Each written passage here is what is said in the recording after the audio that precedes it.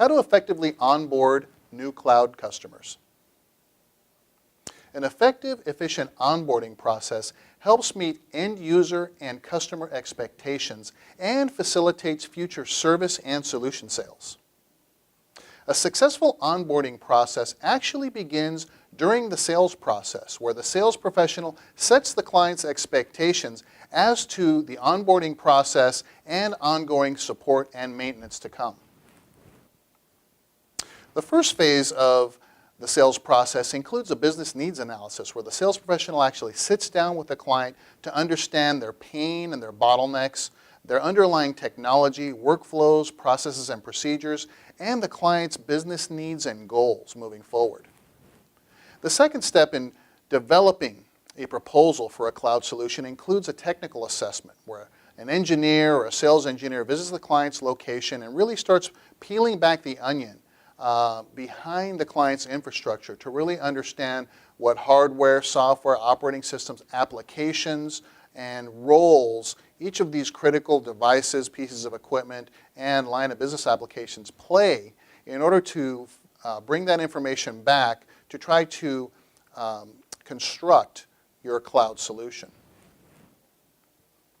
Now, once the business needs analysis information comes back and the technology assessment comes back, then the procedure of determining the gap between the existing operational state of the client's infrastructure and its desired state can be determined. And that's the first step in helping flesh out a solution that will meet the client's needs moving forward.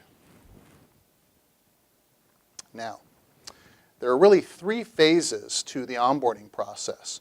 There's provisioning, then there's training, then there's go live. Now, in provisioning includes all of the processes and procedures required to prepare the client's infrastructure to receive your cloud solution. This includes everything that needs to occur in the client's environment. It includes everything that needs to occur in your environment in terms of setting the client up in your systems and your PSA solutions, your monitoring solutions, provisioning the client's user accounts in your cloud solution, etc.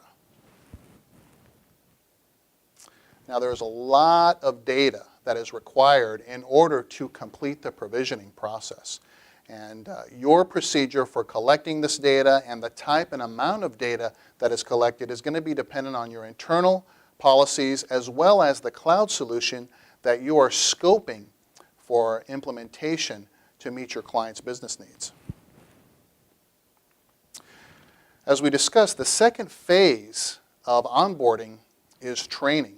And there can be potentially 3 or maybe even 4 distinct groups that need to be trained during the onboarding process. These groups will include your internal team, the client and their users, and the upstream cloud service provider. If they are providing service and support to your end user client through you, they may need to be trained. And if you're also engaging with any third-party outsourced NOC partner or service desk partner, they will also have to be trained before we can determine a date for go live.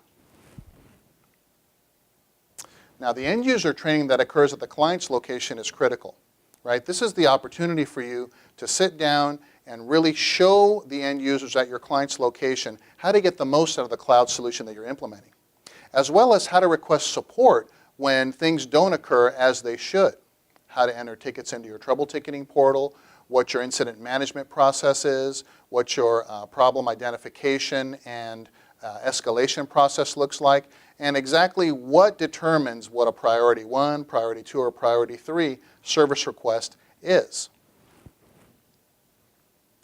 Now finally, once all of these groups are trained, you're ready to set a go-live date.